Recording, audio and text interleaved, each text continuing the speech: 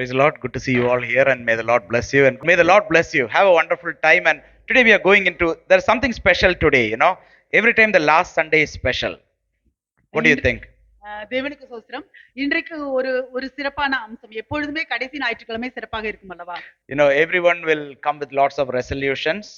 எல்லாருமே நிறைய ஒரு ஒரு முடிவுகளோடு வருவார்கள். It's also holiday time. Many people have gone for holidays.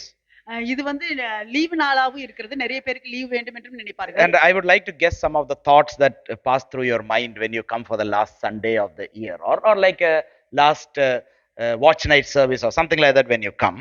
இந்த வருஷத்தின் கடைசி ஞாயிற்றுக்கிழமை அன்று வரும்பொழுது உங்களுடைய நினைவுகள் எல்லாம் என்னவென்று நானும் பார்க்க விரும்புகிறேன். You know, I'm just trying to guess it. நான் என்ன விரும்புகிறேன். You know, sometimes you want to put away the old things. சில நேரங்களில் நாம் பழைய காரியங்களை நாம் எடுத்து that was sort of causing trouble in your life, and you want to start something new. உங்களுடைய வாழ்க்கையில ஏதாச்சும் ஒரு துன்பம் கொடுக்கிற காரியங்களை நாம் போட்டு விட்டு நாம் புதிதாக ஏதாவது ஒன்று ஆரம்பிக்க You want to leave something behind and start something new. சில காரியங்களை நாம் பின்னாடி விட்டு சில காரியங்களை நாம் முன்னாடி I would like to give a couple of Bible verses that so encourages us during these times when we are going to head into a new year. நான் சில வேத வாக்கியங்களை நான் கொடுக்க விரும்புகிறேன். நான் புதிய வருடத்துக்கு போவதற்கு முன்பாக இந்த வேத வாக்கியங்கள் எல்லாம் உங்களை ஊக்குவிக்கும். One of the most popular one is Isaiah chapter 43 verse 18 and 19. மிகவும் எல்லாருக்கும் மிகவும் தெரிந்த ஒரு வசனம் ஏசாயா 43 18 19. Do not remember the former things nor consider the things of old. Behold, I will do a new thing. Now it shall spring forth. Shall you not know it? I will even make a road in the wilderness and rivers in the desert. முந்தினவைகளை நினைக்க வேண்டாம், பூர்வமானவைகளை சிந்திக்க வேண்டாம். இதோ நான் புதிய காரியத்தை செய்கிறேன், இப்பொழுதே அது தோன்றும். நீங்கள் அதை அறியீர்களா? நான் வனாந்தரத்திலே வழியையும் அவாந்தர வெளியிலே ஆறுகளையும் உண்டாக்குவேன். So here the Lord is saying to the Israelite people, do not remember the former things nor consider the things of old. இங்கே தேவன் இஸ்ரவேல் ஜனங்களுக்கு சொல்கிறார், முந்தினவைகளை நினைக்க வேண்டாம், நீங்கள் பூர்வமானவைகளை சிந்திக்க வேண்டாம். Behold, I do a new thing. இதோ நான் புதிய காரியத்தை செய்கிறேன். It is such a new encouragement for us. இது நமக்கு ஒரு புதிய ஊக்கமாக இருக்கிறது. So the old thing is passed away and the new thing has come. புதிய பழையவைகள் ஒளிந்து போயின, புதியவைகள் வந்தன. One more I would like to give in Philippians chapter 3 verse 13 and 14. பிலிப்பியர் 3வது அதிகாரம் 13 14. Here he says that, you know, brethren, I do not count myself to have apprehended, but one thing I do, forgetting those things which are behind and reaching forward to those things which are ahead. சகோதரரே, அதையும் பிடித்துக் கொண்டேன் என்று நான் எண்ணுகிறதில்லை. ஒன்று செய்கிறேன், பின்னானவைகளை மறந்து முன்னானவைகளை நாடி. And then he says, I press forward towards the goal for the prize of the upward call of God in Christ Jesus. கிறிஸ்து இயேசுவுக்குள் தேவன் அழைத்த பரம அழைப்பின் பந்தய பொருளுக்காக இலக்கை நோக்கி தொடருகிறேன். And one of the most popular verses that you can hear when you say about Jesus is what Jesus does in your life is 2 Corinthians chapter 5 and verse 17. 2 கொரிந்தியர் 5:17ல நாம் ஒரு வசனத்தை பார்க்கிறோம். Therefore, if anyone is in Christ, he is a new creation. Old things have passed away. Behold, all things have become new. கிறிஸ்துவுக்குள் இருக்கிறவர்கள் புதிய சிருஷ்டியா இருக்கிறார்கள். பழையவைகள் ஒழிந்தன, புதியவைகள் உருவாகின. So here is saying about old thing that is passed away and a new thing that is coming, that the Lord is going to do. இங்கே அவர் சொல்லுகிறார், பழையவைகள் ஒழிந்து போயின, புதிய காரியங்கள் வருகின்றன, தேவன் செய்ய போகிற புதிய காரியங்கள். Leave behind whatever is behind and then look forward ahead. நீங்க பின்னானவைகளை எல்லாம் பின்னாடி விட்டுவிட்டு முன்னோக்கி செல்வதை குறித்து பாருங்கள். You know, that is sort of a motivational statement for us. அது நமக்கு ஒரு ஊக்குவிக்கிற வாக்கியமாக இருக்கிறது. That we can now have a new hope in life, that we can look ahead for a new thing that is happening. அது நம்மளுடைய வாழ்க்கையில ஒரு புதிய நம்பிக்கையை கொடுக்கிறது. நாம் ஒரு புதிய காரியத்தை நம்மளுடைய வாழ்க்கையில் பார்க்கிறதாக இருக்கிறது. Is this what our Christian life is? இதுதான் நம்மளுடைய கிறிஸ்தவ வாழ்க்கை. And I don't think this expectation in you was for the first time. I think year after year you had this expectation. நான் நினைக்கவில்லை இதுதான் நம்மளுடைய இந்த எதிர்பார்ப்பு, நமக்கு இதுதான் முதல் தடவை என்று. வருஷம் நாம் இந்த எதிர்பார்ப்போடு தான் இருக்கிறோம். Year after year we would have thought about the old thing to pass away and the new thing to come, and for live what is behind and then look forward ahead. I think there is nothing new that we are going to think in this new year, I think. நான் வருஷம் நாம் அப்படிதான் பழையவைகளை பின்னாடி விட்டு புதியவைகளை நோக்கி முன்னோக்கி செல்கிறதாக இருக்கிறது. இது ஒன்றும் புதிது அல்ல, நாம் இப்படியாக எதிர்பார்க்கிறோம். If you have taken a decision like that, is this the first time you are thinking like this? இந்த மாதிரியான ஒரு தீர்மானம் எடுத்தீர்கள் என்றால் இதுதான் முதல் தடவை நீங்கள் இப்படி நினைக்கிறீர்களா? I think year after year you would have been thinking like that. நான் நினைக்கிறேன் வருஷா வருஷம் இப்படித்தான் நீங்கள் நினைப்பீர்கள் என்று. But what is Christian living? கிறிஸ்துவர்கள் வாழ்க்கை Christu- என்றால் என்ன? What is the essence of Christian living? கிறிஸ்துவ வாழ்க்கையின் ஒரு அடிப்படை சாராம்சம் என்ன? No, what does it mean to live or to enter into a new year in a Christian way? ஒரு கிறிஸ்துவ முறைப்படி ஒரு புதிய வருடத்துக்குள் நுழைகிறது என்றால் என்ன? In Ephesians chapter 4, எபேசியர் 4 from verse 22 to 24, 22ல இருந்து 24 வரைக்கும், here Apostle Paul is speaking to the Ephesian church and is giving a very important 3 points. இங்கே அப்போஸ்தலர் பவுல் எபேசியர் சபையுடன் சபை ஜனங்களிடம் பேசுகிறார். 3 முக்கியமான குறிப்புகளை கொடுக்கிறார். That in verse 22 he says that you put off concerning your former conduct the old man which grows corrupt according to the deceitful lusts. அந்தபடி முந்தின நடக்கைக்குரிய மோசம் போக்கும் இச்சைகளாலே கெட்டு போகிற பழைய மனுஷனை நீங்கள் களைந்து போட்டு. Verse 23 and be renewed in the spirit of your mind. 23வது வசனம் உங்கள் உள்ளத்திலே புதிதான ஆவி உள்ளவர்களாகி. And in verse 24 and that you put on the new man which was created according to God in true righteousness and holiness. 24வது வசனம் மெய்யான நீதியிலும் பரிசுத்தத்திலும் தேவனுடைய சாயலாக சிருஷ்டிக்கப்பட்ட புதிய மனுஷனை தரித்துக் கொள்ளுங்கள். So here 3 parts is saying. இங்கே 3 காரியங்கள் இருக்கு. You need to remember 3 parts. 3 பகுதிகளை நீங்கள் ஞாபகம் வைத்துக் கொள்ள First thing is put off. முதலாவது களைந்து போட்டு. What is to put off in verse 22? That you put off concerning your former conduct the old man which grows corrupt according to the deceitful lusts. எதை களைந்து போட வேண்டும்? 22வது வசனத்துல முந்தின நடக்கைக்குரிய மோசம் போக்கும் இச்சைகளாலே கெட்டு போகிற பழைய மனுஷனை நீங்கள் களைந்து போட்டு. And in verse 24 he says that you put on the new man which was created according to God in true righteousness and holiness. 24 அவர் சொல்லுகிறார் புதிய மனுஷனை தரித்துக் கொள்ளுங்கள் மெய்யான நீதியிலும் பரிசுத்தத்திலும் தேவனுடைய சாயலாக சிருஷ்டிக்கப்பட்டார். Put off the old man, put on the new man. பழைய மனிதனை களைந்து போடுங்கள் புதிய மனிதனை தரித்துக் கொள்ளுங்கள். Put off whatever is old in the back and then put on the new. பழையவைகளை பின்னாடி உள்ள காரியங்களை நீங்கள் களைந்து போட்டு முன்னாடி உள்ள புதிய காரியங்களை தரித்துக் கொள்ளுங்கள். If a man who is wearing a very old suit is now wanting to just put off the old suit, so he removes that old suit and he throws it away. ஒரு மனிதன் அவன் ஒரு பழைய ஆடையை போட்டிருக்கிறவன் அவனுடைய பழைய ஆடையை அவன் களைந்து போடுவதற்காக எடுத்து போடுவதற்காக அவன் அதை எடுத்து போடுகிறான். And then he puts on a brand new suit and he is now put on and he looks new with a new suit. இப்பொழுது அவன் ஒரு புதிய ஆடையை போட்டுக்கொள்கிறான். அவன் புதிய ஆடையில் புதிதாக தெரிகிறான். From outside he was looked old before, but now he looks new from outside. வெளிப்புறமாக பார்க்கும் பொழுது முன்பாக அவன் பழைய மனிதனாக தெரிந்தான். இப்பொழுது புதிய மனிதனாக தெரிகிறான். But he is still the same old man. ஆனால் அவன் இன்னும் அதே பழைய மனிதன் தான். He only took off the old suit that made him look old. He put it off and he put on a new suit. Now he looks new rather than old from outside, but inside he is the same old man. அவனுடைய பழைய ஆடையை அவன் களைந்து விட்டு அவன் புதிதாக தெரிவதற்காக ஒரு புதிய ஆடையை அவன் போட்டுக்கொள்கிறான். ஆனாலும் வெளிப்புறமாக அவன் புதிதாக தெரிந்தாலும் உள்புறமாக அவன் இன்னும் பழைய மனிதன் தான். Sometimes our Christian life also we think like that I am just going to put off all the old man and I am going to put on something new and I will be new. We have a hope, we have an expectation that something will happen, something new will work. சில நேரங்களில் நம்மளுடைய கிறிஸ்தவ வாழ்க்கையிலும் நாம் அப்படிதான் நினைப்போம். நான் என்னுடைய பழைய காரியங்களை எல்லாம் பழையவைகளை எல்லாம் நான் களைந்து போட்டுவிட்டு நான் புதியவைகளை தரித்துக் கொள்ளப் போகிறேன். அப்பொழுது நான் புதியவனாக இருப்பேன் என்று. But here Apostle Paul is saying the same thing. He starts in verse 22 and says that you put off concerning your former conduct the old man which grows corrupt according to the deceitful lust.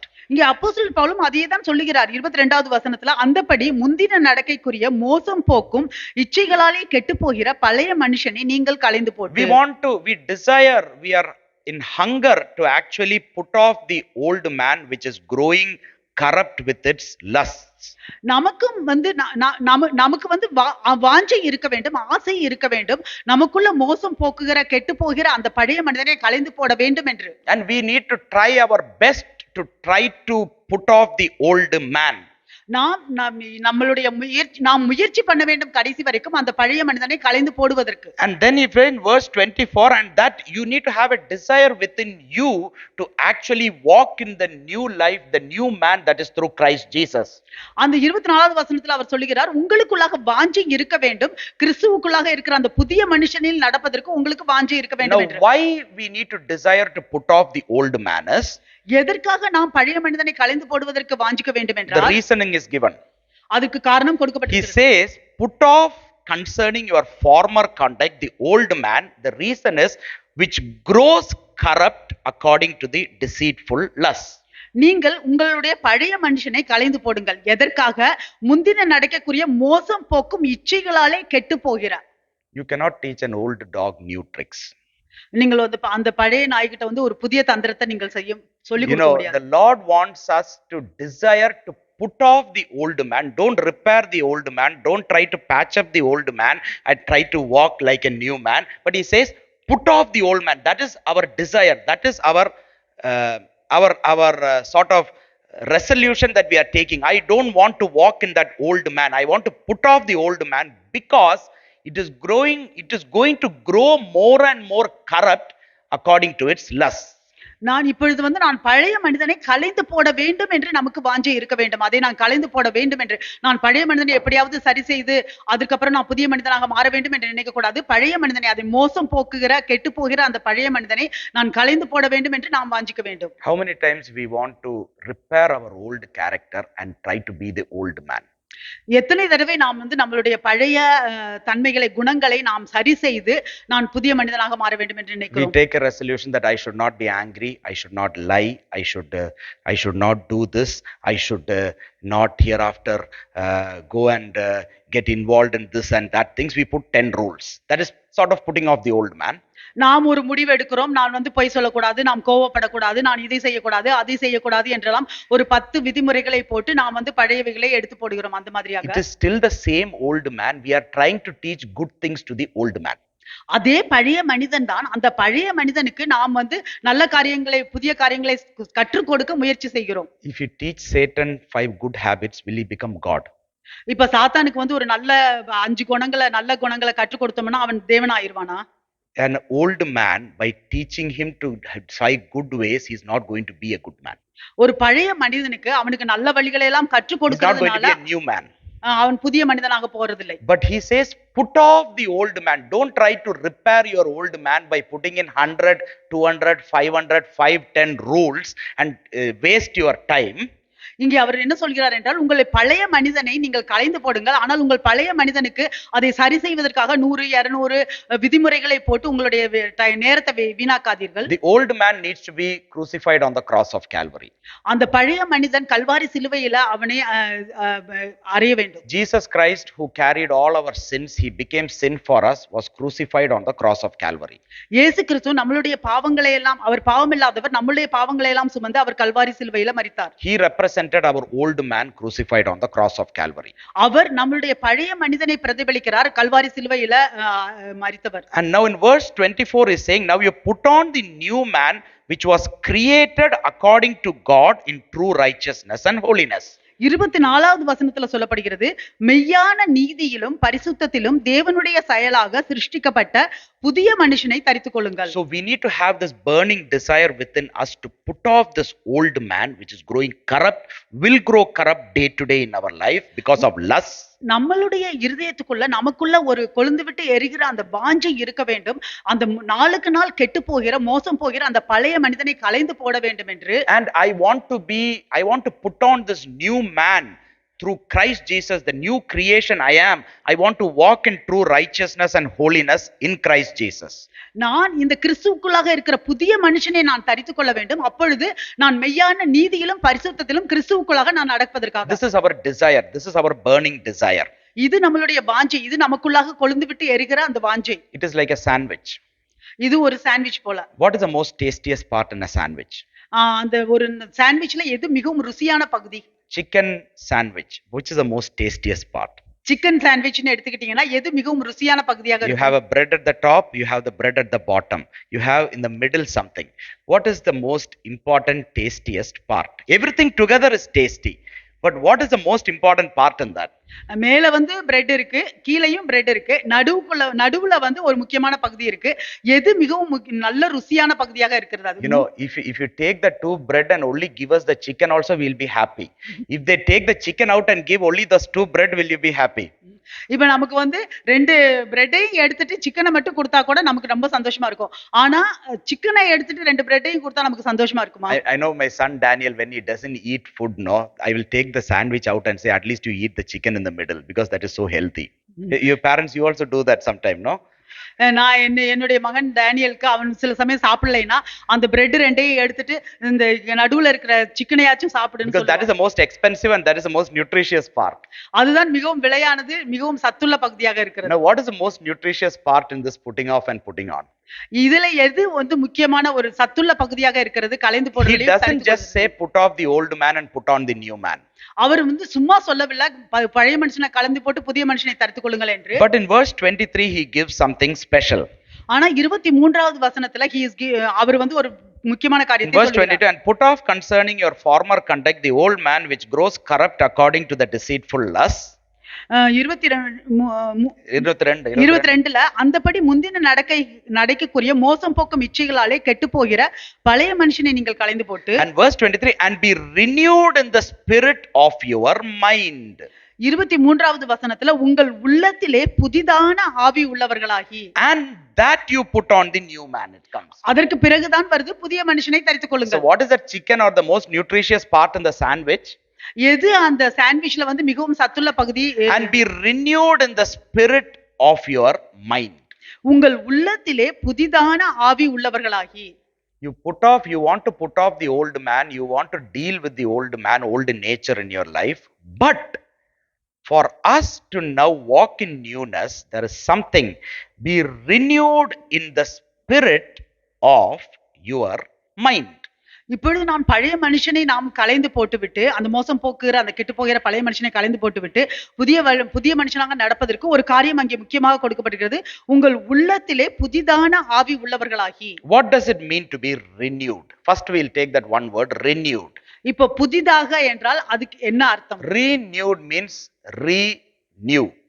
It was new before. Now we have gone away from that newness and we need to come back again to that newness, that is renew. புதிதாக என்றால் புதியதாக ஆக்கப்படுகிறது. அப்படி என்றால் நாம் ஏற்கனவே புதியதாக இருந்தோம், அதிலிருந்து நாம் விலகி விட்டோம், இப்பொழுது அந்த பழைய புதுமைக்காக வருகிறோம், அதுதான் புதிதாக்கப்படுகிறது. Now we departed from that newness and now we want to come back to that newness, that is renew. It is new. We were a new creation in Christ Jesus. Adam was created with likeness of God, newness, but he departed from that newness, and now through Jesus Christ we are coming back to that newness. நாம் அந்த புதிய காரியத்தில் இருந்தோம், அந்த புதிய காரியத்திலிருந்து விலகி விட்டோம், இப்பொழுது அந்த புதிய காரியத்திற்காக மீண்டுமாக வருகிறது. ஆதாம் புதிய மனிதனாக அவன் சிருஷ்டிக்கப்பட்டான், ஆனால் அவனுடைய பாவத்தினால அவன் புதியதிலிருந்து விலகி விட்டான். இப்பொழுது கிறிஸ்துவுக்குள்ளாக நாம் புதியவர்களாக வருகிறோம். And we also, our old man nature is the nature of Adam. நம்மளுடைய பழைய மனிதனுடைய தன்மையானது அந்த ஆதாமின் தன்மைப்படிதான். We were created new in Christ Jesus.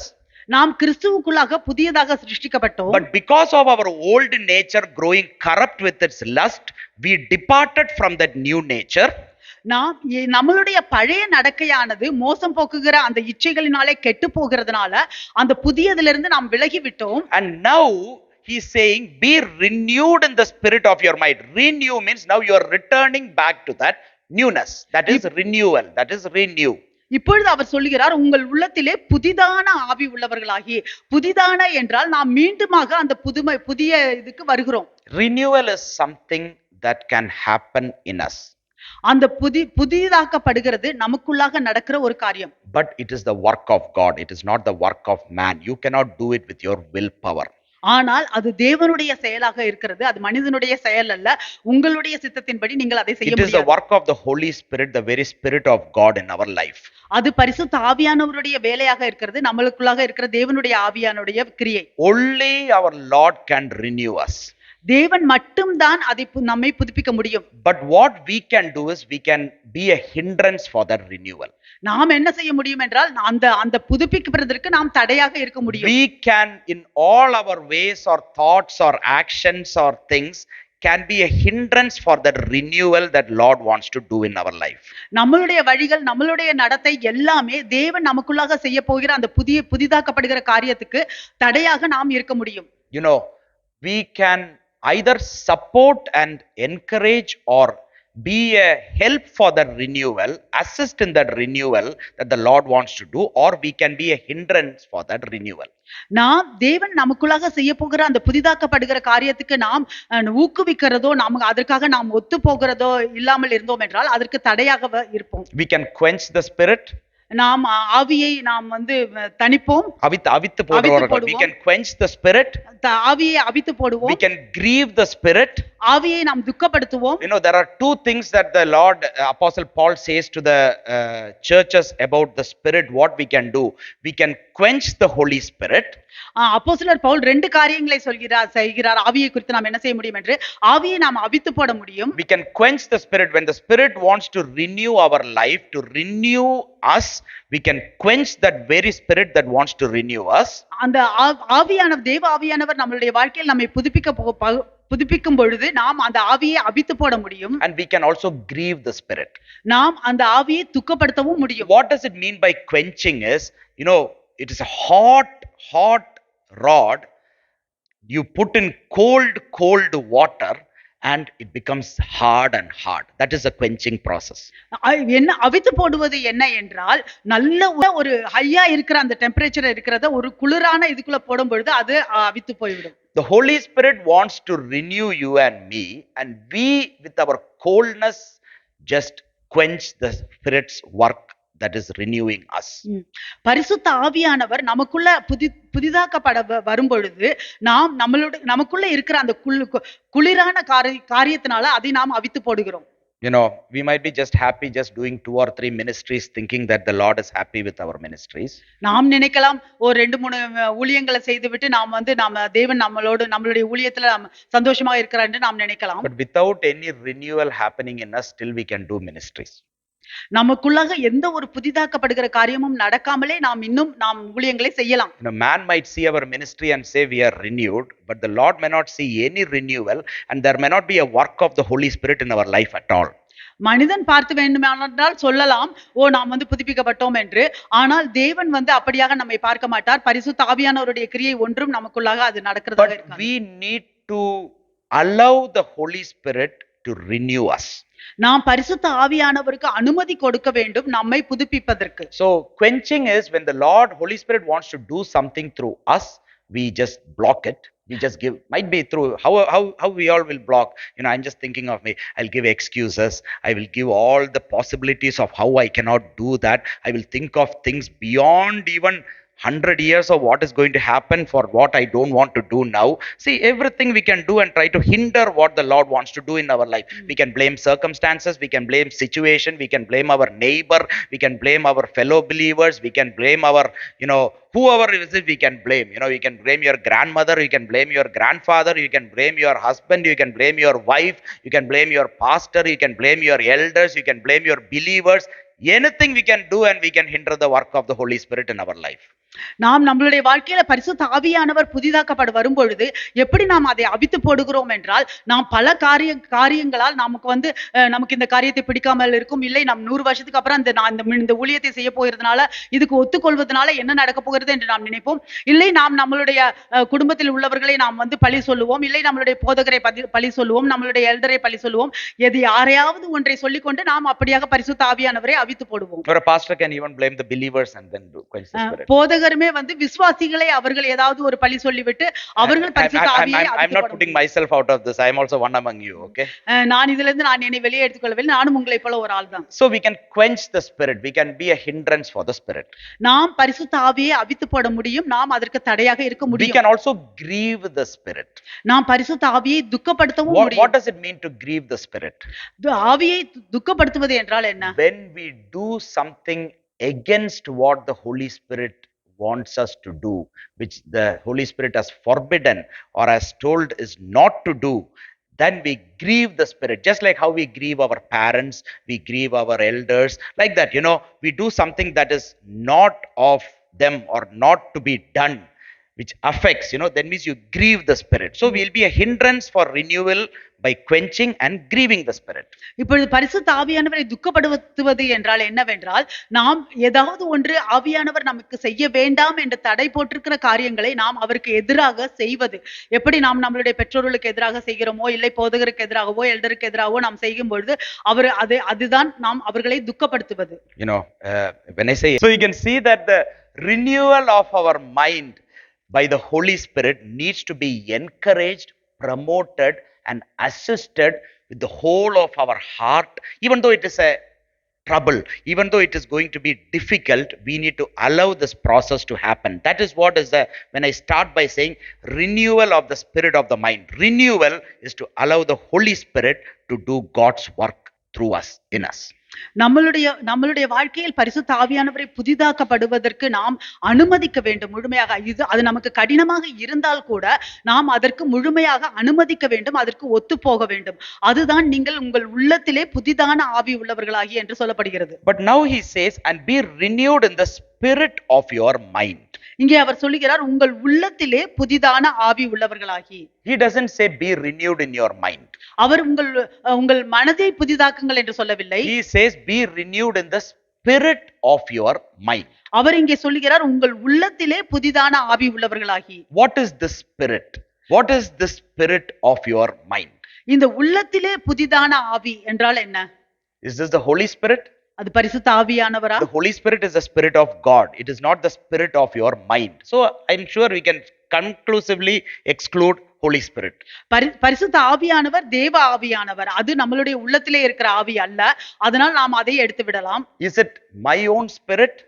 அது என்னுடைய சொந்த ஆவியா? When they say there are three entities in us, it is our body, soul and our spirit. We say, the verse also warrants to that, saying keep yourself blameless in your body, soul and spirit. He says about body, soul, spirit. There's three entities in us, நமக்குள்ளாக மூன்று பகுதிகள் இருக்கிறது, ஆத்மா, ஆவி, சரீரம் என்று. அந்த ஆவியா? It is not also our spirit, because the spirit is different from the mind. Whenever they says about mind, he says about mind. Whenever he says about spirit, he says about the spirit. நம்மளுடைய அந்த ஆவியும் அல்ல, ஆவியும் மனதும் அது வித்தியாசமானது. ஆவியை குறித்து சொல்லும்போது ஆவியை குறித்து சொல்கிறார்கள், மனதை குறித்து சொல்லும்போது மனதை குறித்து சொல்கிறார்கள். What is the spirit of your mind? உள்ளத்திலே புதிதான ஆவி என்றால் என்ன? What is the spirit of your mind? மனதின் ஆவினா என்ன? உங்களுடைய மனதின் ஆவி என்றால் என்ன? What is the spirit of your mind? உங்களுடைய மனதின் ஆவி என்றால் என்ன? It is this inside principles that govern, guides and controls your mind and its thinking and everything related to your mind. உங்களுக்கு உள்ளாக இருக்கிற கொள்கைகள் உங்களுடைய மனதின் காரியங்களை, எண்ணங்களை எல்லாவற்றையும் ஆளுகை செய்கிறதாக, வழி நடத்துகிறதாக இருக்கிற ஒன்று. This interior principle that is there within us, நமக்குள்ளாக இருக்கிற அந்த உள்ளான கொள்கைகள், that governs, that focuses, that operates the things that come out of our mind. நம்மளுடைய மனதிலிருந்து வருகிற காரியங்களை அது ஆளுகை செய்கிறது, அதை வழி நடத்துகிறது. The way our mind thinks is governed by these principles. நம்மளுடைய மனது நினைக்கிற வழியெல்லாம் அது அந்த கொள்கையினால ஆளுகை செய்யப்படுகிறது. When you take our mind, நம்மளுடைய மனதை எடுத்துக்கொண்டால், I will say it has some elements. I'll say something, it might be, you can take it as words like, brain, heart. Okay, mind. Mind means it has its intellect. We have an intellectual mind. Everyone has an intellect to certain extent.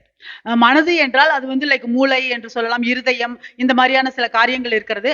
மனதின் அந்த அறிவானது, our mind has some intellect. Everyone has some intellectual capacity in our mind. மனதுல ஒரு அறிவு இருக்கிறது. அந்த ஒவ்வொருவருக்கும் அவரவர்களுடைய மனதுல அந்த அறிவானது இருக்கிறது. Our mind has certain emotions. நம்மளுடைய மனதுல சில உணர்வுகள் உண்டு. Our mind has certain clarity. It's a sound mind, clear mind. It has certain aspects in that. நம்மளுடைய மனதுக்கு சில தெளிவு உண்டு, தெளிவான மனது, அந்த மாதிரியான சில காரியங்களும் உண்டு. These are all the abilities of our mind. இது எல்லாம் நம்மளுடைய மனதின் தகுதிகளாக But இருக்கிறது. you know, all these abilities like intellect, emotion, you know, clarity in our mind, these are all, you know, good things that our mind has. இந்த நம்மளுடைய மனதுல இருக்கிற இந்த தகுதிகள் எல்லாம், இந்த ஒரு தெளிவான மனது இருக்கிறது, ஒரு ஒரு வந்து ஒரு அறிவாக இருக்கிறது, இது எல்லாமே வந்து நல்ல காரியங்கள் நம்மளுடைய மனதுக்கு உள்ளது. But when we say that we give our life to the Lord means, நாம் நம்மளுடைய வாழ்க்கையை தேவனுக்கு ஒப்பு கொடுக்கிறோம் என்று சொன்னால், it is not just I am saying in my word, saying that I give my life to you, Lord. Oh, how is it? I just took baptism. Oh, that's it. Me, I am a Christian. I am saved. It is not as simple as that. ஓ என்னுடைய மனதை நான் தேவனுக்கு ஒப்பு கொடுக்கிறேன் என்றால், என்னுடைய வாழ்க்கையை நான் தேவனுக்கு ஒப்பு கொடுக்கிறேன் என்றால், நான் ஞானஸ்தானம் எடுத்தேன், நான் என்ன ஒப்பு கொடுக்கிறேன் என்று அவ்வளவு சுலபமானது. Oh, I have put off my old man. Now I have put on the new man. Yes, I am a new man. We can just jump. It is not as simple as that. You know, it's not as simple as that Christian life. என்னுடைய பழைய மனிதனை நான் கலைந்து போட்டு விட்டேன், என்னுடைய புதிய மனிதனை நான் தரித்துக் கொள்கிறேன் என்று அவ்வளவு சுலபமானதில்லை. உங்களுக்கு தெரியுமா அது சுலபமானது அல்ல. But what it means to be saved, you give your life to the Lord Jesus means, நீங்கள் உங்களுடைய வாழ்க்கையை தேவனுக்கு ஒப்பு கொடுக்கிறீர்கள், ரட்சிக்கப்படுகிறீர்கள் என்றால் என்ன அர்த்தம் என்றால், we need to allow principles to now start governing, renewing, guiding and controlling our minds. அப்படி என்றால் நீங்கள் உங்களுடைய மனதுக்குள்ளாக அந்த கொள்கைகள் உங்களுடைய மனதை ஆளுகை செய்வதற்கும் வழி நடத்துவதற்கும் செயல்படுத்துவதற்கும் நீங்கள் அனுமதி கொடுக்க வேண்டும். You know, when Apostle Paul is saying be renewed in the spirit of your mind, அப்போஸ்தலர் பவுல் இங்கே உங்கள் உள்ளத்திலே புதிதான ஆவி உள்ளவர்களாகி என்று சொல்லும்போது, it doesn't mean that you are now getting filled with the Holy Spirit. However you are getting filled with the Holy Spirit is one thing, but being renewed in the spirit of your mind is another thing, which I'll explain now to make it a bit easier to understand. அப்படி என்றால் நீங்கள் பரிசுத்த ஆவியானவரால் நிரப்பப்படுகிறீர்கள் என்ற அர்த்தம் அல்ல, அது வேற காரியம். ஆனால் இங்கே அப்போஸ்தலர் பவுல் சொல்லும்போது உங்கள் உள்ளத்திலே புதிதான ஆவி உள்ளவர்களாகி என்று சொல்லும்போது அதை நான் விளக்கம் கொடுக்கிறேன். You know, the mind has not gone wrong. Everyone's mind is right. They have an intellect, they have emotions, they have clarity, sound, everything is good. The mind is good. அந்த மனது வந்து எதுவும் தவறாக போகவில்லை. ஒவ்வொருவருக்கும் அந்த மனதுக்கு வந்து ஒரு தெளிவு இருக்கிறது, ஒரு அறிவு இருக்கிறது, எல்லாமே இருக்கிறது, அது நல்லதுதான். But the principles that are governing the mind has gone wrong. ஆனால் அந்த மனதை ஆளுகை செய்கிற அந்த கொள்கைகள் அது தவறாக போய்விட்டது. The mind is still intellectual. அந்த மனதானது இன்னும் அது அறிவுள்ளதாக இருக்கிறது. The mind is still powerful. அந்த மனதானது வல்லமையாக இருக்கிறது. The mind is still has emotions, everything is there. அந்த மனதுக்கு உணர்வுகள் எல்லாம் இருக்கிறது, எல்லாம் இருக்கிறது. But the factor that governs that intellect, governs the power of your mind, governs the emotions of your mind has gone wrong. ஆனால் என்ன உண்மை என்றால் உங்களுடைய அந்த அறிவை, அந்த அந்த தெளிவை, அந்த வல்லமையை, அதிகாரத்தை ஆளுகை செய்கிறது தவறாக போய்விட்டது. And Apostle Paul, when he's saying to the Roman church, is saying that, you know, do not present the members of your body for unrighteousness, but instead present the members of your bodies as instruments of righteousness, he says. இங்கே அப்போஸ்தலர் பவுல் அவர் ரோமர் அதிகாரத்தில் அவர் சொல்கிறார், நீங்கள் உங்கள் அவயவங்களை அநீதியின் ஆயுதங்களாக பாவத்திற்கு ஒப்பு கொடுக்காமல் உங்களை நீதிக்குரிய ஆயுதங்களாக தேவனுக்கு ஒப்பு கொடுங்க. For example, when he says members of our body, he is saying about hand and eyes and mind and nose and everything is saying. He is saying there is nothing wrong with our hand and my eyes and nose and everything. Everything is right. But you presenting your members as instrument of unrighteousness, the principle is wrong. But instead, present your same members as instruments of righteousness. So there is nothing wrong in members of our body. There is nothing wrong in our mind. But what is governing our mind is now gone wrong. இப்ப உங்களுடைய அவயவங்கள் என்று சொன்னால் நம்மளுடைய கண்கள், கைகள், காலு, இதெல்லாம் அதுல வந்து ஒரு தவறுமே கிடையாது. ஆனால் உங்களுடைய அவயவங்களை அநீதியுள்ள ஆயுதங்களுக்கு நீங்கள் ஒப்பு கொடுத்தீர்கள் என்றால் அதனுடைய கொள்கை தவறாக இருக்கிறது. அதனால் அதற்கு நீங்கள் ஒப்பு கொடாமல் நீதியுள்ள தேவனுடைய காரியங்களுக்கு ஒப்பு கொடுங்கள் என்று சொல்கிறார். Example, you take Adam. உதாரணத்துக்கு ஆதாமை எடுத்துக்கொள்ளுங்கள். When God created Adam, தேவன் ஆதாமை சிருஷ்டித்த பொழுது from the dust of the earth, அந்த மண்ணிலிருந்து he created Adam, and Adam was created in the image of God. ஆதாமை உருவாக்கின பொழுது ஆதாம் தேவனுடைய சாயலாக உருவாக்கப்பட்டான். He was full of God. அவன் தேவனால் நிறைந்தவனாக He was இருந்தான். in God's garden. அவன் தேவனுடைய தோட்டத்தில் இருந்தான். He was full of God's principles. அவன் தேவனுடைய கொள்கைக்கு கீழாக இருந்தான். He was all about, he knows is about God. அவனுக்கு தெரிந்ததெல்லாம் தேவனை குறித்துதான். But now the devil planned something for Adam. ஆனால் இப்பொழுது சாத்தான் பிசாசானவன் ஒரு திட்டத்தை போட்டான் The ஆதாமுக்காக. devil planned something against Adam's mind. இப்பொழுது சாத்தானானவன் ஆதாமுடைய மனதுக்கு எதிராக ஒரு காரியத்தை திட்டம் போட்டான். Till that time, Adam's mind was, the spirit of his mind was based on God's principles. Everything relating to God was only governing, guiding, assisting, controlling him.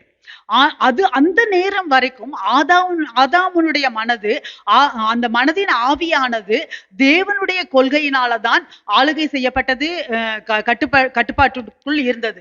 But Satan, the devil, now tried to confuse his mind by bringing another principle to govern his mind. இப்பொழுது சாத்தான் அவனுடைய மனதை குழப்பப்படுத்துவதற்காக இன்னொரு கொள்கையை அவன் கொண்டு வந்தான். He started questioning of why you should do, why we should always do this to God. As God told you not to eat of this tree. And another principle that is going to now govern his mind was slowly introduced into Adam. இப்பொழுது அவன் இன்னொரு கொள்கையை கொண்டு வருகிறான். அவன் கேள்வியில் ஆரம்பிக்கிறான், ஓ நீ ஏன் இதை செய்யக்கூடாது, ஏன் அந்த மரத்திலிருந்து சாப்பிடக்கூடாது, ஏன் இதை பண்ணக்கூடாது என்று இன்னொரு கொள்கையை அவன் மனதுக்குள் அவன் கொண்டு வருகிறான், சாத்தானானவன் கொண்டு வருகிறான். Actually it was Eve, okay, but I didn't want to upset you also. I told Adam, okay. அது ஏவாள் தான். உங்களை எல்லாம் It doesn't matter, it's Adam and Eve, okay. ஆதாமும் ஏவாளும். So you can see the spirit of Adam's mind. The governing principles of Adam's mind was disturbed now. இப்பொழுது ஆதாமனுடைய மனதின் ஆவியானது, அந்த ஆவியின் அந்த கொள்கை, அதை ஆளுகிற கொள்கையானது இப்பொழுது தொந்தரவு பண்ணப்பட்டது. Now his principles changed. His same mind, same things he are doing, but his principles changed. Whatever he did with his mind about his emotions and his the willpower, his anything that is coming out of his mind changed, because something underlying principle, the spirit of his mind changed. It needs renewed now. இப்பொழுது அவனுடைய அந்த கொள்கைகள் மாறிவிட்டது. அவனுடைய மனதின் ஆவியானது இப்பொழுது அந்த கொள்கையானது மாறிவிட்டது. அவன் செய்கிற அதே மனதுதான், ஆனால் அவன் செய்கிற காரியம், அவன் நினைக்கிற காரியம், அவனுடைய அறிவு, அவனுடைய உணர்வுகள் எல்லாம் இப்பொழுது அந்த புதிய கொள்கையில் மாறிவிட்டது. The mind which was governed by God is now governed by his flesh. தேவனால் ஆளுகை செய்யப்பட்ட அவனுடைய மனதானது இப்பொழுது அவனுடைய மாம்சத்தினால ஆளுகை செய்யப்படுகிறது. Till that time his spirit of his mind was God principles, but after that spirit of his mind was flesh principles. அந்த நேரம் வரைக்கும் அவனுடைய மனதின் ஆவியானது தேவனுடைய கொள்கைக்கு கீழாக இருந்தது. ஆனால் அதற்கு பிறகு அவனுடைய மனதின் ஆவியானது அவனுடைய மாம்சத்தின் கொள்கைக்கு கீழாக மாறினது. No, take an example of disciples who were with Jesus, hand-picked disciples of Jesus, the 12 of them. இங்க நீங்கள் இப்பொழுது இயேசுவினுடைய சீஷர்கள் அந்த 12 பேரையும் எடுத்துக்கொள்ளுங்கள். They all left everything that they have and they followed Jesus. அவர்கள் எல்லாவற்றையும் விட்டுவிட்டு அவர்கள் இயேசுவை பின்பற்றினார்கள். But their mind was governed by certain principles. ஆனால் அவர்களுடைய மனதானது சில கொள்கையினால ஆளுகை செய்யப்படுகிறது. Their mind was governed by self survival. They wanted to survive, even though they were walking with Jesus, doing every miracles with Jesus. Jesus gave them power and authority over everything.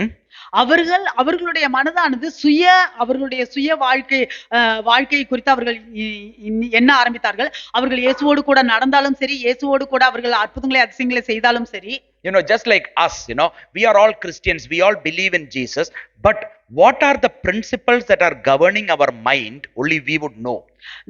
நம்மை போலதான் நாம் எல்லோரும் கிறிஸ்தவர்கள் தான். ஆனால் என்ன மாதிரியான கொள்கைகள் நம்மளுடைய மனதின் ஆவியை அது ஒரு கட்டுப்பாட்டுக்குள் வைத்திருக்கிறது என்று நமக்கு மட்டும்தான் தெரியும். They were walking with Jesus, who was their provider of everything, but they were so much worried about what they are going to eat the next day. Whenever there was extra food, they collected everything and kept, because they wanted to survive the next day. That was the attitude of disciples when they were with Jesus. இந்த சீஷர்கள் அவர்கள் இயேசுவோடு கூட இருந்த பொழுது கூட அடுத்த நாளைக்கு என்ன உணவு வேண்டும் அதையெல்லாம் அவர்கள் சேகரித்துக் கொண்டிருந்தார்கள். அடுத்த நாளைக்கு என்ன தேவை வேண்டும் என்றெல்லாம் பார்த்து கொண்டிருந்தார்கள். அவர்கள் இயேசுவோடு கூட இருந்த பொழுதும் கூட when Jesus spoke some spiritual thing also, they thought that Jesus was speaking about food.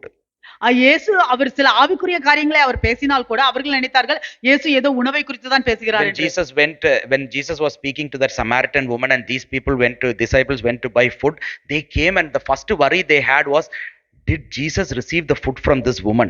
That's what was their concern. இயேசு அவர் அந்த சமாரிய பெண்ணிடம் அவர் பேசிக் கொண்டிருந்த பொழுது கூட இவர்கள் எல்லாம் உணவு வாங்க சென்று விட்டு திரும்பி வரும்பொழுது அவர்களுடைய எண்ணம் எல்லாம், ஓ இயேசு அந்த பெண்ணிடம் சாப்பாடு வாங்கி சாப்பிட்டாரோ என்ற அந்த நினைப்பு தான் இருந்தது. And the principles that were ruling their mind or governing their mind, the spirit of their mind was, who is great? Who is going to be great in the kingdom of God? Is it me? Is it them? Is it the other disciples? Or who is doing a most important work for Jesus? Who is the best disciple for Jesus? So you can see the principles that were governing their mind was different. அவர்களுடைய மனதின் ஆவியை ஆளுகை செய்கிற அந்த கொள்கையானது வித்தியாசமாக இருக்கிறது. அப்பொழுது கூட அவர்கள் நினைக்கிறார்கள், ஓ தேவனுடைய ராஜ்யத்தில் யாரு உயர்ந்தவன்? அவன் உயர்ந்தவனாக இருப்பானா? இவன் உயர்ந்தவனாக இருப்பானா? யாரு நெருக்கமாக இருப்பார்கள் என்றெல்லாம் அவர்களுடைய மனதின் ஆவியின் கொள்கையானது இப்படியாக யோசிக்கிறது. They needed a renewal in their mind. அவர்களுடைய மனதில் அவர்கள் புதுப்பிக்கப்பட வேண்டும். When do you think that renewal happened? நீங்கள் எப்பொழுது அந்த புதிதாக்கப்படுகிறது நடக்கும் என்று நினைக்கிறீர்கள்? Not even after Jesus resurrected and appeared to them. On the day of Pentecost, in the book of Acts, you can see that the Holy Spirit fell upon them. They were filled with the Holy Spirit, and from there the renewal of their mind started. அவர்கள் இயேசு உயிர்த்தெழுந்து அவர்களிடம் தோற்றமளித்தது அப்பொழுது கூட இல்லை. அவர்கள் அந்த மேலறையில் அவர்கள் காத்திருந்த பொழுது பரிசுத்த ஆவியானவர் அவர்கள் மேல் இறங்கும் பொழுது அப்பொழுதுதான் அவர்களுடைய மனது புதிதாக்கப்பட்டது. Similarly, our mind also is governed by certain principles. அதே போலதான் நம்மளுடைய மனதும் சில கொள்கைகளினால ஆளுகை செய்யப்பட்டு கொண்டிருக்கிறது. The spirit of our mind.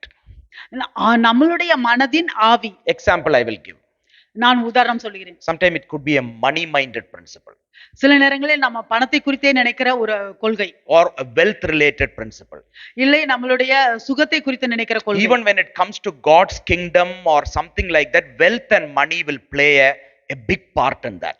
நம்மளுடைய தேவனுடைய ராஜ்யத்திற்குள் நாம் வந்திருந்தால் கூட நம்மளுடைய வாழ்க்கையில அந்த பொருளாதாரமும் நம்மளுடைய சுகாதாரமும் பெரிய பங்கு வகிக்கிறது. This for example, wealth or money minded principle will guide, even in the Christian life, will guide that mind in that way.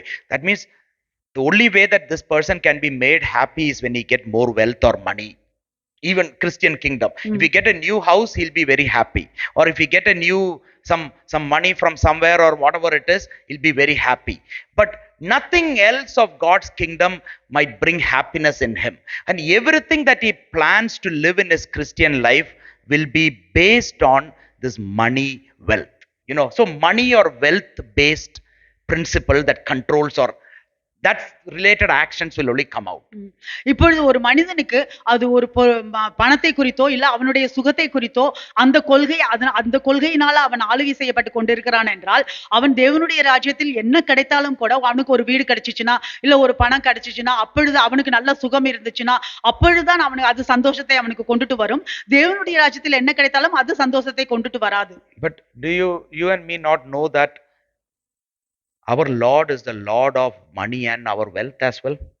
உங்களுக்கும் எனக்கும் தெரியாதா நம்மளுடைய தேவனானவர் இந்த பொருளாதாரத்துக்கு இந்த சுகத்துக்கு எல்லாத்துக்கும் தேவனானவர் என்று தெரியாதா? We don't need a money minded principle to govern our mind in God's kingdom. Our God is the Lord of wealth and money and everything that he can give us.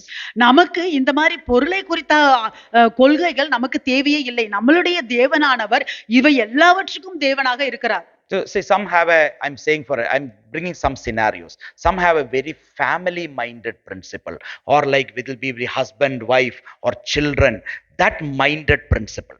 சில பேருக்கு எப்படி என்றால் அவர்கள் குடும்பத்தை குறித்த கொள்கைகளாக இருக்கும். அது கணவனை குறித்தோ, மனைவியை குறித்தோ, பிள்ளைகளை குறித்தோ அந்த மாதிரியான குடும்பத்தை குறித்த ஒரு கொள்கைகள். Even when it comes to God's kingdom, anything small in the family or whatever it is, whomever their principle is based upon, whether it be husband or wife or children, that is what will take the first priority. தேவனுடைய ராஜ்யத்தில் அவர்கள் இருந்த பொழுது கூட ஏதாவது ஒரு காரியம் அவர்கள் யாருக்கு வந்து அந்த கொள்கை வந்து எதற்கு முக்கியத்துவம் கொடுக்கிறதோ, அது கணவனோ மனைவியோ பிள்ளைகளுக்கோ, அதுதான் அதற்கு தான் அவர்கள் முக்கியத்துவம் கொடுப்பார்கள் தேவனுடைய ராஜ்யத்தை காட்டிலும். Anything can be put aside for God in priority for their, whether a member, an individual member, whether it be friend or relative or whoever it is, or a family. அது தேவனை குறித்த காரியத்தை காட்டிலும் அவர்களுடைய நண்பர்களோ இல்லை உறவினர்களோ அதுக்கு தான் அவர்கள் முக்கியத்துவம் கொடுப்பார்கள். So everything that the mind plans and does, governing of the mind is based on these principles. அவர்களுடைய மனதானது family principle, for example, when I say family principle, don't get me wrong, okay, I will correct it. So அவர்களுடைய மனதானது அந்த குடும்பத்தை குறித்து தான் அவர்கள் நினைக்கிறது, அவர்கள் திட்டம் போடுகிறது எல்லாம் அதை குறித்தே தான் அவர்களுடைய அந்த கொள்கை இருக்கும். God cares more about our money and our wealth than what we care about money and wealth for us. நாம் நம்மளுடைய பணத்தை குறித்தும் நம்மளுடைய சுகத்தை குறித்தும் நாம் அக்கறை காண்கிறது காட்டிலும் மேலாக தேவன் நாம் அதில் அக்கறை காண்பிக்கிறார். Our God is a God of our family.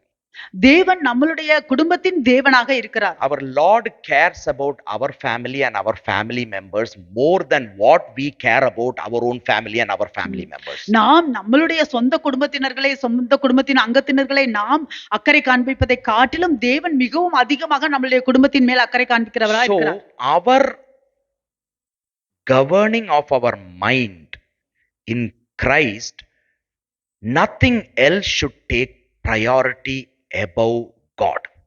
நம்மளுடைய மனது, அந்த மனதின் ஆளுகை செய்கிற அந்த கொள்கையானது தேவனை காட்டிலும் வேற எதற்கும் முக்கியத்துவம் கொடுக்கிறதாக இருக்கக்கூடாது. And he is not a person who splits the family.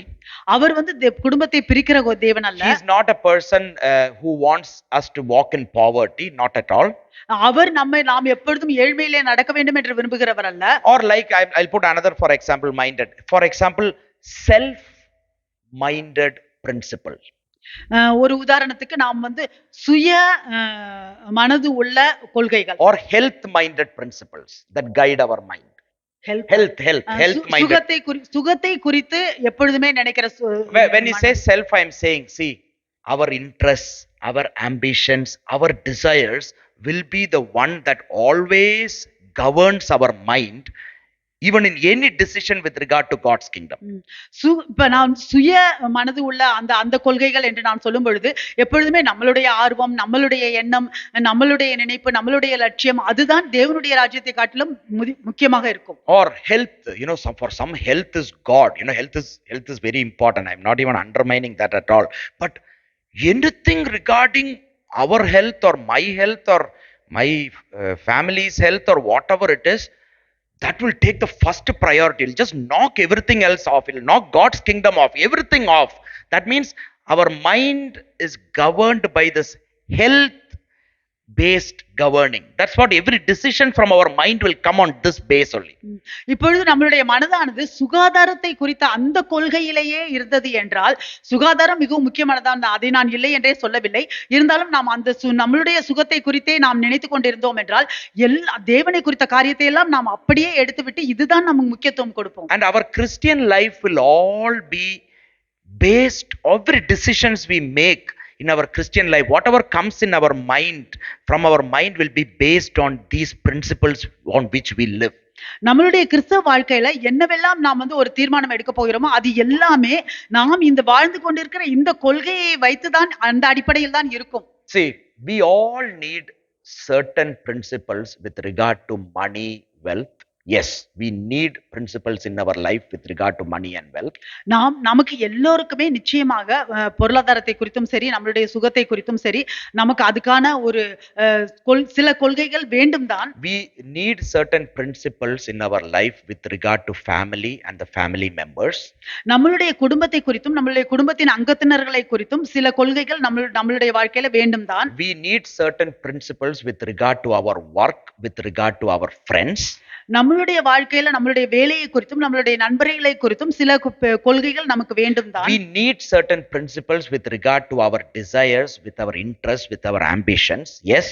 நம்மளுடைய நோக்கத்தை குறித்தும், நம்மளுடைய வாஞ்சிகளை குறித்தும் சில கொள்கைகள் நமக்கு வேண்டும் தான். We also certainly need certain principles with regard to our own health. நம்மளுடைய சொந்த சுகாதாரத்தை குறித்தும் நிச்சயமாக நமக்கு சில கொள்கைகள் வேண்டும் தான். If you don't have principles in life in these areas and just say that God will take care of everything, then God is not a God of disorder. He is a God of order. நமக்கு இந்த பகுதிகளில் எல்லாம் நமக்கு ஒரு கொள்கையும் இல்லாமல் தேவன் எல்லாவற்றையும் எடுத்து பார்த்து கொள்வார் என்று நினைத்தோம் என்றால் தேவன் அவர் ஒரு ஒழுங்கின்படி நடக்கிற தேவன். But if these principles start interfering with God and his kingdom, his purpose and his will in our life, then we need a renewing.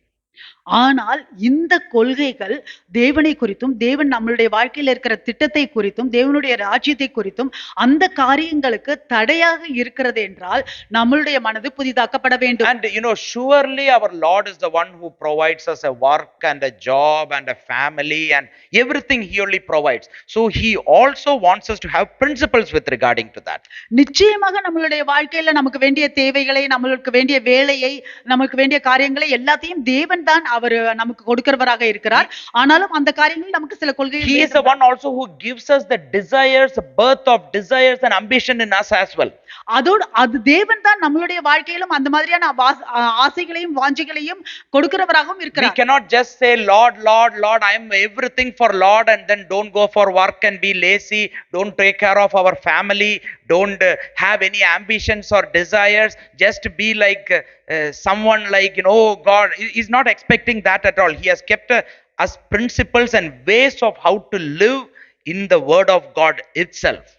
நாம் இதையெல்லாம் விட்டுவிட்டு நாம் தேவனே தேவனே என்று சொல்லிக்கொண்டு நாம் இதையெல்லாம் நாம் வேலைக்கு போகாமல் நாம் சோம்பேறித்தனமாக இருக்கிறது அதெல்லாம் இல்லை. நாம் இந்த காரியங்கள் எல்லாம் நமக்கு சில கொள்கைகள் வேண்டும் என்றுதான் தேவனும் விரும்புகிறார். But when these principles start taking priority and start interfering with God and his kingdom, the very Christ in our life, then it is a danger. ஆனால் இந்த கொள்கைகள் எல்லாம் நம்மளுடைய வாழ்க்கையில தேவனிடத்திலும் தேவன் நமக்காக வைத்திருக்கிற காரியங்களை குறித்தும், தேவனுடைய திட்டத்தை குறித்தும், தேவனுடைய ராஜ்யத்தை குறித்தும் அதற்கு எல்லாம் மேலாக இருக்கிறது என்றால், அதற்கு முக்கியத்துவம் கொடுக்கவில்லை என்றால் அப்பொழுது நாம் ஒரு ஆபத்தில் இருக்கிறோம். So the spirit of our mind needs renewing. அப்பொழுது நம்மளுடைய மனதின் ஆவியானது புதுப்பிக்கப்பட வேண்டும். That's why he starts there by saying, put off the old man with its former conduct which grows corrupt because of his deceitful lust. அதனால் தான் அவர் ஆரம்பிக்கும் போதே சொல்கிறார், அந்தபடி முந்தின நடக்கைக்குரிய மோசம் போக்கும் இச்சைகளாலே கெட்டு போகிற பழைய மனுஷனை நீங்கள் களைந்து போட்டு and be renewed in the spirit of your mind. That is the transformation that now makes us walk as a new man. உங்கள் உள்ளத்திலே புதிதான ஆவி உள்ளவர்களாகி அதுதான் நம்மை புதிய மனிதனாக நடக்க நமக்கு ஒரு உருமாற்றத்தை கொடுக்கிறது. What is this? I will just say one thing. The disciples, when they were walking with Jesus, were so concerned about themselves, their life, their health, their everything, their food, everything. They were so concerned. இந்த சீஷர்கள் இயேசுவோடு கூட நடக்கும் பொழுது கூட அவர்களுடைய வாழ்க்கை குறித்து, அவர்களுடைய உணவை குறித்து, அவர்களை குறித்து மிகவும் அவர்கள் கவனம் உள்ளவர்களாக இருந்தார்கள். But you can see in the Acts of the Apostles, when they were renewed, started renewing in their spirit of their minds. ஆனால் அப்போஸ்தலர் புத்தகத்தில் அப்போஸ்தலர் நடவடிக்கையில் நீங்கள் பார்க்கலாம், அவர்களுடைய மனதானது புதிதாக்கப்படும் பொழுது their mind was guided, governed and controlled by God and his kingdom. அவர்களுடைய மனதானது அது வழி நடத்தப்பட்டது, அதற்கு ஆளுகை செய்யப்பட்டது தேவனாலும் தேவனுடைய ராஜ்யத்தினாலும். In the book of Acts, can you see anything with regard to the apostles when they were walking in God's kingdom, doing God's work? They didn't lack anything. நீங்கள் அப்போஸ்தலர் நடவடிக்கைகள் பாருங்கள், அவர்கள் தேவனுடைய ராஜ்யத்துக்காக தேவனுக்காக அவர்கள் நடக்கும் பொழுது அவர்களுக்கு எந்த குறையும் அவர்களுடைய வாழ்க்கையில் இல்லை. They didn't lack money, they didn't lack wealth, they didn't lack family, they didn't lack friends, they didn't lack in any work they have to do, they didn't lack in ambition, they didn't lack in desires. அவர்கள் அவர்களுடைய வாழ்க்கையில அவர்களுடைய நண்பர்களிலேயோ அவர்களுடைய குடும்பத்திலேயோ அவர்களுடைய பணத்திலேயோ அவர்களுடைய பொருளாதாரத்திலேயோ அவர்களுடைய சுகத்திலேயோ அவர்களுடைய நோக்கத்திலேயோ இலட்சியத்திலேயோ எதிலையுமே அவர்களுக்கு குறைவில்லை. Before that, everything that was guiding their mind, the principles of their mind was all these things. How am I going to survive? How am I going to do this thing? How am I going to have food for next day? They lived in fear. But when they started being renewed in the spirit of their mind, they didn't lack anything. Wherever they went, they faced opposition, they faced troubles, everything they faced. But they didn't lack in any of them. They had people set up there, they had friends, they had work to do, they had desires and ambitions in God's kingdom from which they grew so much. Their health was perfect, everything was good. அவர்கள் அதுக்கு முன்பாக பார்த்தோம் என்றால் அவர்களுக்கு அவர்கள் நான் எப்படி சாப்பிட போகிறேன், என்ன செய்ய போகிறேன், என் குடும்பத்தை குறித்து நாளைக்கு என்ன பண்ண போகிறேன் என்றெல்லாம் அவர்களுக்கு கவலை இருந்தது, பயம் இருந்தது. ஆனால் அவர்கள் மனதின் ஆவியினாலே புதுப்பிக்கப்பட்ட பிறகு அவர்களுக்கு அவர்களுடைய வாழ்க்கையில எந்த ஒரு குறையுமே இல்லை. அவர்களுக்கு நண்பர்கள் இருந்தார்கள், அவர்களுக்கு வேலை செய்வதற்கு ஆட்கள் இருந்தார்கள், இடம் இருந்தது, அவர்களுக்கு பொருள் இருந்தது, பணம் இருந்தது, அவர்களுடைய நல்ல சுகத்தில் இருந்தார்கள், எல்லாமே அவர்களுக்கு இருந்தது. See, we live in a world where we see many things and perceive many things. நாம் எந்த மாதிரியான உலகத்தில் வாழ்கிறோம் என்றால் நாம் பார்க்கிறோம் பல காரியங்களை, அதிலிருந்து நாம் அதை பெற்றுக்கொள்ள. But the Lord has not called us to see things in the world just like that and perceive what the truth is. See what the living word of God, His very Spirit says, and perceive from there and strive for those. ஆனால் இங்கே நாம் தேவனுடைய வார்த்தை சொல்லவில்லை, நீங்கள் இந்த உலகத்தில் நீங்கள் பார்க்கிற காரியங்களை பார்த்து அதிலிருந்து நீங்கள் அறிந்து கொள்ளுங்கள் என்று. தேவனுடைய வார்த்தையை பார்த்து அதிலிருந்து நீங்கள் அறிந்து கொள்ளுங்கள் என்று தான் சொல்லப்படுகிறது. Let our prayers change. நம்மளுடைய ஜெபமானது மாற்றப்பட வேண்டும். Let the way that how we look into God and His kingdom change. நாம் எப்படி தேவனையும் அவருடைய ராஜ்யத்தையும் பார்க்கிறோம் என்கிறது மாற்றம். I will put some questions to confuse you, okay? நான் சில கேள்விகளை போடுகிறேன் உங்களை குழப்பப்படுத்துவதற்காக. Did any of the apostles die of any illness? ஏதாவது No, I don't need the answer, okay? இயேசுவினுடைய அப்போஸ்தலர்கள் யாராவது அவர்கள் சுகமின்மையினால இறந்தார்களா? Did any of the apostles die of sickness or illness? எந்த அப்போஸ்தலர்களாவது அவர்களுடைய சுகமின்மையினால வியாதியினால இறந்தார்களா? All were martyred for Christ's sake. அவர்கள் கிறிஸ்துவுக்காக மரிக்கப்பட்டார்கள். Only one person died of old age, Apostle John. அப்போஸ்தலர் யோவான் மட்டும்தான் வயதான காலத்தில் இறந்தார். And that also for a purpose.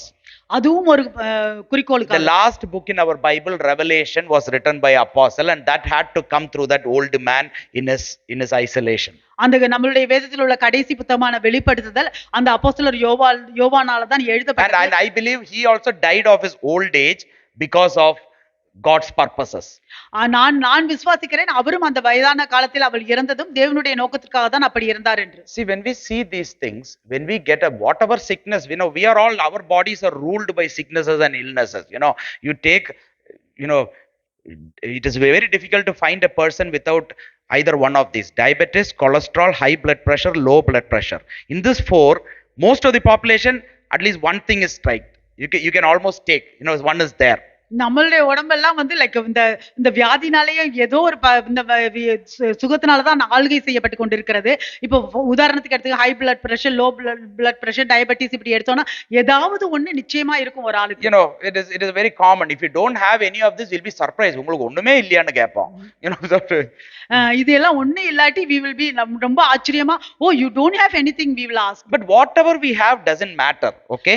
நமக்கு என்ன இருந்தாலும் சரி, அது பிரச்சனை இல்ல. When you get up in the morning, perceive and see what the kingdom of God says, and you confess it, and you believe and live in that assurance.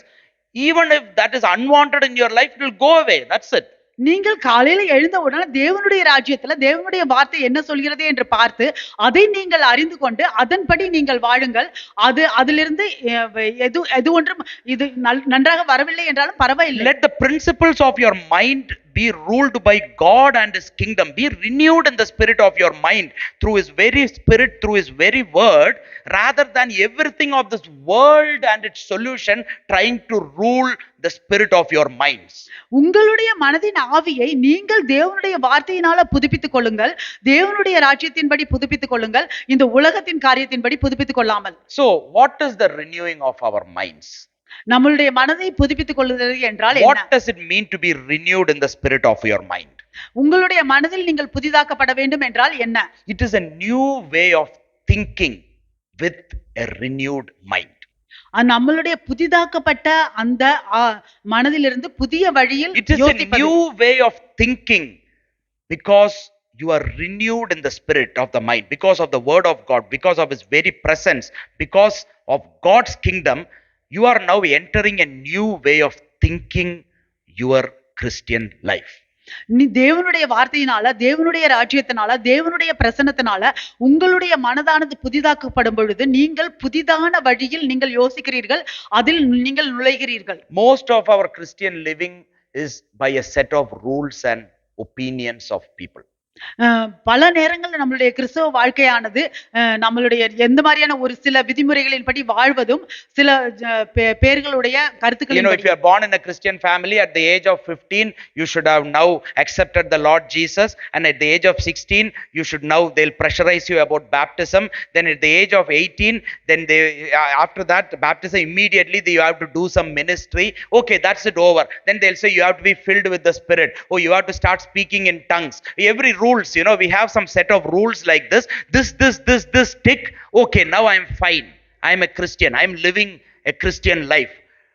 Nothing is a new way of thinking. It is just a set of rules and opinions is ruling our Christian life. இப்போ ஒரு கிறிஸ்தவ குடும்பத்துல பிறந்தோம் என்றால் 15 வயதுல நீங்க தேவனை ஏற்றுக்கொள்ள வேண்டும், 16 வயதுல நீங்கள் ஞானஸ்நானம் எடுக்க வேண்டும், 18 வயதுல நீங்கள் சில ஊழியங்களை செய்ய வேண்டும், நீங்க ஜெபிக்க வேண்டும், வேதத்தை படிக்க வேண்டும் என்றெல்லாம் இந்த மாதிரியான சில விதிமுறைகளை போட்டு அதன்படி நடக்க வேண்டும், கிறிஸ்தவ வாழ்க்கை இப்படிதான் இருக்க வேண்டும் என்று. இது எல்லாம் புதிய வழியில் நினைப்பது அல்ல. இது எல்லாம் அந்த நம்மளுடைய குடும்பத்திலும் அவர்கள் போட்ட விதிமுறைகளின்படி நாம் இப்படி செய்கிறோம். This thing that is speaking to the Ephesians are not for unbelievers. It is said to believers, that you put off the old man and be renewed in the spirit of your mind is said to Christians. It is not said to non-Christians, you know. இங்கே இந்த எபேசியருக்கு அப்போஸ்தலர் பவுல் எபேசியருக்கு சொல்லுவது தேவனை நம்பாதவர்கள், இயேசுவை விசுவாசிக்காதவர்களிடம் அல்ல, இயேசுவை விசுவாசிக்கிறவர்களிடம், விசுவாசிகளிடம் தான் இப்படியாக சொல்லுகிறார். The Christian life is not a mechanical way of life. கிறிஸ்தவ வாழ்க்கை என்பது நாம் அப்படியே நடக்கிற ஒரு வாழ்க்கை அல்ல. It is not a unthinking, you know, you don't think anything in your Christian life. You just live by a set of rules. Get up in the morning, Sunday morning I have to come to church, finish off, go home, I have to do this. Next day something is there, a Bible study, I come and do that. That's it. Some set of rules here and there, and we just live our life not thinking what we are doing. கிறிஸ்துவ வாழ்க்கை என்பது நம்ம இப்படியாவோ நான் ஞாயிற்றுக்கிழமையான சபைக்கு வர வேண்டும், நான் இங்க சில ஊழியத்தை செய்ய வேண்டும், அதுக்கப்புறம் ஜெபிக்க வேண்டும், இப்படியாக நாம் சில ஊழியங்களை செய்ய வேண்டும் என்று சில விதிமுறைகளின்படி நடக்கிறது அல்ல. நாம் எதையுமே யோசிக்காமல் அப்படியே நாம் அந்த விதிமுறைகளின்படி நடக்கிறது அல்ல. A Christian should understand and be assured of why they think and act in a certain way. They should clearly understand and be assured of that. கிறிஸ்தவர்கள் எதற்காக இப்படியெல்லாம் நடக்கிறார்கள், எதற்காக இப்படியெல்லாம் செய்கிறார்கள் என்று மிகவும் தெளிவாக அவர்கள் அதை புரிந்து கொள்ள வேண்டும். I doing this is for this purpose and I am assured that it is working in me. That is the assurance, you know. நான் இதை செய்கிறேன், இந்த நோக்கத்துக்காக செய்கிறேன், நான் நிச்சயமாக நம்புகிறேன் இது எனக்குள்ளாக கிரியை செய்கிறது என்று. அதுதான் நிச்சயம் என்பது. Now I would like to ask a question, okay? நான் இப்பொழுது ஒரு கேள்வி கேட்கிறேன். Does God look into our thoughts and actions, or does God look into the spirit that is behind our thoughts and actions? தேவன் நம்மளுடைய நினைவுகளையும் நம்மளுடைய செயல்களையும் அவர் பார்க்கிறாரா, இல்லை நாம் செய்கிற அந்த செயலுக்கும் அந்த நினைவுகளுக்கும் பின்னாடி இருக்கிற அந்த ஆவியை குறித்து பார்க்கிறாரா? Do you think that God is just looking into your thoughts and actions just like that? Oh, you thought and did something like this. Or is he looking into your spirit behind why you thought that way and why you do that way? That is what is being renewed in the spirit of your mind. நீங்கள் நினைக்கிறீர்களா தேவன் நீங்கள் இந்த மாதிரியாக நினைக்கிறீர்கள், இந்த மாதிரியாக செய்கிறீர்கள் என்று அதை மட்டும் பார்க்கிறாரா? இல்லை, உங்களுடைய அந்த செயல்களுக்கும் அந்த நினைவுகளுக்கும் பின்பாக இருக்கிற அந்த ஆவி எதற்காக இப்படி நினைக்கிறீர்கள், எதற்காக இப்படி when செய்கிறீர்கள் the என்று woman with the பார்க்கிறாரா? 2 copper coins and that rich man, they went and offered to the Lord, the spirit behind their actions and thoughts were judged. அந்த 2 காப்பர் காயினை கொண்டுட்டு போன அந்த ஸ்திரீயானவளும் அந்த மற்றவர் காணிக்கை கொடுத்த அந்த நபரையும் பார்த்தால் அவர்களுக்கு பின்பாக இருக்கிற அவர்களுடைய மனதின் ஆவியின் அந்த நினைவுகளை தான் தேவன் பார்த்தார். What is the spirit behind the action that they did was judged. அந்த அவர்கள் செய்த அந்த செயலுக்கு பின்பாக இருக்கிற அந்த ஆவியை குறித்து தான் அவர்கள் நியாயம் தீர்க்கப்பட்டார்கள். See, man does not need a new mind. மனிதனுக்கு ஒரு புதிய மனது தேவையில்லை. But, his mind is good. அவனுடைய மனது நல்லதுதான். But a Christian needs a renewed mind. ஆனால் ஒரு கிறிஸ்தவனுக்கு புதுப்பிக்கப்பட்ட மனம் வேண்டும். A renewed mind by the Spirit of God. தேவ ஆவியினால புதுப்பிக்கப்பட்ட மனம் வேண்டும். Until he sees the governing principles behind his mind is for the glory of God and his kingdom, that you can know, I can know what is the governing principles behind my mind. I will know, you will know. You can judge that at this moment.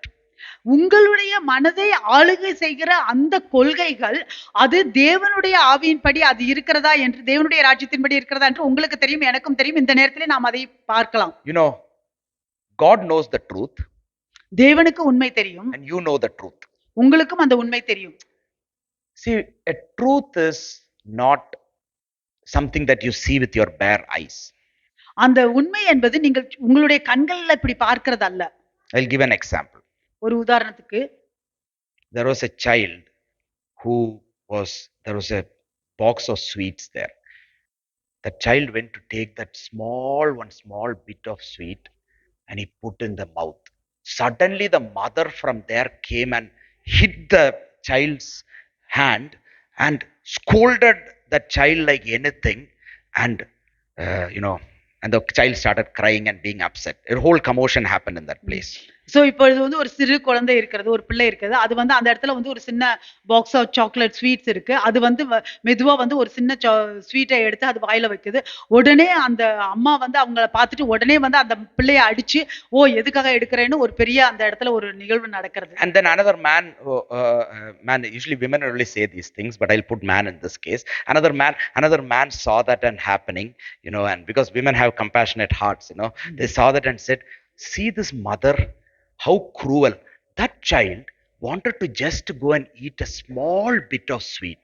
What if he eat that sweet? Is that child going to die? Why is this mother so much against the child's wishes? That is what is the truth about the situation that a man is saying out. இப்பொழுது இன்னொரு மனிதன், அவர் பார்த்தவர், அவர் என்ன சொல்லுவாருன்னா, என்ன இப்ப தப்பு, அந்த பிள்ளை சின்ன அந்த ஒரு ஸ்வீட் எடுத்துதானே சாப்பிடணும்னு நினைச்சிச்சு, அதுக்காக எதுக்கு இவங்க அம்மா இவ்வளவு தூரம் அந்த பிள்ளைய போட்டு கண்டிக்கிறாங்க, அடிக்கிறாங்க அப்படின்னு அந்த மனிதன் அவன் கண்ணுல பார்த்தவா அவரு அப்படி நினைப்பாரு. Is that the truth? அதுதான் உண்மையா? But the fact is, the child got a beating, the mother scolded the child cried. ஆனா அங்க there was a commotion. That is the fact. That's the fact. அந்த உண்மை. ஆனா அந்த இடத்துல என்ன நடந்துச்சுன்னா, அந்த பிள்ளைக்கு அடி கிடைச்சிச்சு, அந்த பிள்ளை அழுகுது, அவங்க அம்மா அந்த பிள்ளையை அடிச்சாங்க, அது உண்மை. That is a fact. அது நடந்த செயல், அப்படிதான். That the fact that happened. But the truth behind that, why the mother bet the child was because the child, even if he eats a little bit of sweet, will have allergic reaction in their body, and their face and hand, everything starts swell up, and it is not good for the body. And this child has been warned always to not go and touch that sweet, and this child, against the mother's warning, when the mother is away, went and touched this. Now the mother, out of the love, out of what is going to happen against the child, came and did this. அங்க நடந்த காரியம் அதுதான். ஆனால் உண்மை என்னவென்றால், அந்த பிள்ளை அந்த ஸ்வீட்டை எடுத்து சாப்பிட்டுச்சுன்னா அதுக்கு அலர்ஜி அது உடம்பெல்லாம் வீங்கி போகும். அம்மா இல்லாதப்ப, ஆனாலும் அது தெரிஞ்சும் அந்த பிள்ளை அம்மா இல்லாதப்ப அதை செஞ்சுச்சு. அம்மா பார்த்தப்ப அந்த பிள்ளைக்கு ஏதாவது தவறு நடந்து போயிருமேன்னு பயந்து அன்புனால அவங்க கண்டிச்சாங்க. Which is the truth? இப்ப எது உண்மை? There is a fact and there is a truth. அங்க ஒரு நடந்த காரியம் ஒன்று, ஆனா உண்மை என்ன நடந்தது, உண்மையும் இருக்கிறது. The truth is the real one. அந்த உண்மைதான் உண்மையான காரியம். the Lord also looks into the truth. தேவனும் அந்த உண்மையை தான் பார்க்கிறார். Anyone can come and do a thing and show many facts outside, but the Lord will see what is the spirit of your mind, what is the spirit behind your thought, your action, your ministry, your everything that you say and do. The Lord looks into the spirit. ஆனால் நாம் பல காரியங்களை இந்த மாதிரியாக செய்து பலருக்கு வந்து நாம் இப்படியாக காண்பிக்கலாம். ஆனால் தேவன் பார்க்கிறது நாம் செய்கிற காரியங்களுக்கு பின்பாக, செய்கிற ஊழியங்களுக்கு பின்பாக, செய்கிற ஒவ்வொரு செயலுக்கும் பின்பாக நம்மளுடைய மனதின் ஆவியானது, அந்த ஆவியானது என்ன நினைக்கிறது என்பதை தான் பார்க்கிறார். The Holy Spirit is called the spirit of truth. பரிசுத்த ஆவியானவர் சத்திய ஆவியானவர் என்று அழைக்கப்படுகிறார். So we need to be renewed in the spirit of our mind constantly. நாம் தொடர்ச்சியாக நம்மளுடைய மனதில் நாம் புதிதாக்கப்பட வேண்டும். That is a continuous process. அது ஒரு தொடர்ச்சியான ஒரு செயல். Day to day, how much ever as necessary, we need to be renewed in the spirit of our mind, so that our thoughts and actions will be judged by the spirit behind the thoughts and actions. நாம் நம்மளுடைய வாழ்க்கையில ஒவ்வொரு நாளும் நம்மளுடைய ஆவியின் மனதில ஒவ்வொரு நாளும் தொடர்ச்சியாக நாம் புதுப்பிக்கப்பட வேண்டும். அப்பொழுதுதான் நம்மளுடைய செயல்கள் அதற்கு பின்பாக. And you know the fact that our mind always will slip back to the old thoughts, the former ways, the things that are against it. Our mind always slips back. You will be renewed this moment. Next morning you get up, your mind will slip back to the old thoughts, to the former ways. That is a reality. It is not a mistake. It is not a sin, but that is the truth. That is what is happening to every one of us. ஆனால் நம்மளுடைய மனதானது எப்பொழுதுமே வந்து அது வந்து நம்மளுடைய அந்த பின்னோக்கி செல்கிறதாக இருக்கிறது, பின்னான காரியங்களை நினைக்கிறதாக இருக்கிறது. அது யதார்த்தம் தான். ஒவ்வொரு நாளும் நாம் இந்த நாள்ல நாம் புதுப்பிக்கப்பட்டோம் என்றால் அடுத்த நாள்ல எந்திரிச்சு நம்மளுடைய மனதானது பின்னானவைகளை நினைக்க தோணும். அது வந்து தவறு அல்ல, அது பாவம் அல்ல, அது யதார்த்தம் தான். ஆனால் நாம் ஒவ்வொரு நாளும் After a spirit-filled meeting with renewed thoughts and hope and everything, next day morning you get up from your sleep, you will most probably find that you have woke up with your old thoughts and former ways. நம்ம ஒரு நல்ல பெரிய ஆவிக்குரிய கூட்டத்துக்கு போய்விட்டு நாம் வந்து புதுப்பிக்கப்பட்டவர்களாக புதிய எண்ணங்களோடு நாம் வீட்டுக்கு சென்றாலும் காலையில எழுந்திருச்சு பார்த்தோம் என்றால் நம்மளுடைய பழைய நினைவுகளும் பழைய காரியங்களும் நமக்கு முன்பாக வரும். That is what will visit us first. அதுதான் முதலாவதாக வரும். So that's why Apostle Paul is saying, so be renewed in the spirit of your mind. It is a constant renewal, day to day, being filled with the spirit. That's why everyone advises, start your day, put your full heart into the word of God. Try to extract what the word of God tries to teach you, so that your mind will be renewed continually. That is what it is. அதனால்தான் அப்போஸ்தலன் பவுல் சொல்லுகிறார், உங்கள் உள்ளத்திலே புதிதான ஆவி உள்ளவர்களாகி, அது தொடர்ச்சியாக செய்ய வேண்டியது. ஒவ்வொரு நாளும் நாம் தேவனுடைய வார்த்தையை படித்து தேவனுடைய வார்த்தை என்ன சொல்லுகிறது என்று பார்த்து ஒவ்வொரு நாளும் நம்மளுடைய மனதை புதிதாக்கப்பட வேண்டியது நம்மளுடைய வேலையாக. Our mind needs to be constantly reoriented with our Lord and his kingdom, day to day, minute by minute, or hour by hour, or how much ever, whatever it is. நம்மளுடைய மனதானது நிமிஷத்துக்கு நிமிஷம், மணிக்கு மணி, ஒவ்வொரு நாளும் தேவனுடைய காரியங்களிலும் தேவனுடைய செயல்களிலும் நாம் எப்பொழுதும் புதுப்பிக்கப்பட வேண்டும். See, when a mind is renewed, when the spirit of our mind is renewed, then the fruits will be visible. நம்மளுடைய மனதானது புதுப்பிக்கப்படும் பொழுது, நம்மளுடைய மனதின் ஆவியானது புதுப்பிக்கப்படும் பொழுது நாம் நம்ம செய்கிற காரியங்களின் கனிகளை நாம் பார்க்கலாம். A Christian can appear to have a renewed mind by the way he speaks, by the sort of dress and sort of actions he do. He can fake it.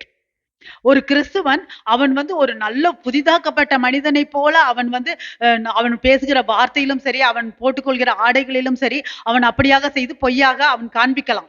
But the renewing of our mind is internal and it will bear fruit. ஆனால் நம்மளுடைய மனதின் ஆவியை புதிதாக்குவது அது நிச்சயமாக கனி கொடுக்கிறதாக இருக்கும். So what I would like to conclude today is, நான் எதோடு முடிக்க விரும்புகிறேன் என்றால், all that we do, நாம் செய்கிற எல்லா காரியங்களிலும், let it be done for the glory of God. அது தேவனுடைய மகிமைக்காக செய்யப்பட வேண்டும். Whether it be getting up, going to bed, நாம் அது எழுந்திருக்கிறோமோ இல்ல படுக்க போகிறோமோ, whether it be work, whether it be studies, அது வேலையாக இருந்தாலும் சரி, படிப்பாக இருந்தாலும் சரி, whether it be ministries, அது ஊழியங்களாக இருந்தாலும் சரி, whether it be our Bible reading, whether it be our prayer, அது வேதம் படிக்கிறதாக இருந்தாலும் சரி, ஜெபமாக இருந்தாலும் சரி, let everything be done for the renewing of the spirit of your mind. ஒவ்வொன்றுமே நம்மளுடைய மனதின் ஆவியை புதுப்பிக்கிறதுக்காக செய்யக்கூடிய காரியங்களாக இருக்க Don't வேண்டும். think that just to opening a Bible and reading, the Lord is my shepherd, I will not have any want, He will guide me through green pastures, just reading and going will automatically renew my mind. நாம சும்மா போய் அந்த வேதத்தை திறந்து, ஓ தேவனே என்னுடைய மேய்ப்பராக இருக்கிறார், என்னை பசுமையுள்ள இடத்தில் நடத்துவார் என்று படிக்கிறதுனால 4 வார்த்தைகளை அது தானாகவே நம்மளுடைய மனது புதிதாக்கப்பட போவதில்லை. But unless you realize that what you are reading is for the renewing of your mind, and I am reading it now so that my mind is going to be renewed and you want to understand it, then it makes sense. நீங்க உங்கள் வேத வார்த்தைகளை படிக்கும் பொழுது அதிலிருந்து நான் என்னுடைய மனதை புதிதாக்கப்படுவதற்காக படிக்கிறேன் என்றும் அதிலிருந்து எப்படி அது புதிதாக்கப்பட போகிறது என்றும் நீங்கள் அதை புரிந்து கொள்ளும் பொழுதுதான் அது நடக்கும். Amen. Amen. Are you with me? நீங்கள் என்னோடு கூட See, this is இருக்கிறீர்களா? how we can enter into a new year. இப்படிதான் நாம் புதிய வருடத்துக்குள் நுழைய முடியும். You know, this is a renewal that it will work for you always. இதுதான் புதுப்பிக்கப்படுகிறது, எப்பொழுதுமே அது உங்களுக்கு கிரியை செய்கிறதாக இருக்கும். Let's all just stand to our feet today, and நாம் எல்லோரும் எழுந்து நிற்போம். there's a time of submit and surrender to the Lord. இந்த நேரத்துல நாம் நம்மை தேவனுக்கு ஒப்பு கொடுப்போம். You know, nothing that is surrendered to the Lord cannot use, because the Lord doesn't force us. He wants us to surrender to Him. If there is anyone who wants to now surrender or give your life to the Lord Jesus, this is the time. If you just want to say, Lord, I just want to give my life to you, I just want to live for your glory, I know you are the Lord of everything. Everything that I can have in this world, you are the Lord of that. So I want you in my life. I want you to be the governing principles of my mind. Let not anything else govern what comes out of my mind. Let everything that my mind thinks and do, let it be governed by you. So today, Lord, I surrender myself to you. I surrender myself to your very spirit. I surrender myself to your very word of God. I want to pray in the spirit. I want to pray with a renewed mind. I want to glorify God's name. This is what I am submitting myself and surrendering myself. If this is your prayer, then the Lord wants to touch you. The Lord wants to renew you. The Lord wants to use you. He wants to use you like Joseph in your workplace. He wants to use you like Moses among your own people. He wants to use you like Gideon to release people, to bring victory. He wants to use you like a Jacob who is going to be wrestling against situations, and even he stands with God till God's purposes are done. He is the Lord of our family. He is the Lord of your health. He is the Lord of your wealth. There is nothing that is beyond the Lord's control. So today, Lord, I want to submit myself to you. In the mighty name of Jesus. In the mighty name of Jesus. Spirit of the living God, come and, Lord, renew your children. There are, Lord, many times where you have been quenched. Holy Spirit, you have been grieved. But today, Lord, I just want a new beginning. Lord, I want the Spirit of the living God to come upon me. Come and fill me today. Gone are the days of rules that I lived my Christian life. I don't want to lead my life on my parents' faith, but I want to lead my life on my understanding of you with a renewed mind. In the mighty name of Jesus. Has Christ just been so far away from you? Has everything that has happened in your life just taken you away from God? Might be the only title that we have now is I am a Christian just because I got baptized, just because at some point I did some ministry, or just because I am doing one ministry. Does that make you a Christian today? The Lord wants to touch you. The Lord wants to empower you. The Lord wants to use you as a mighty vessel. You are not who you are now.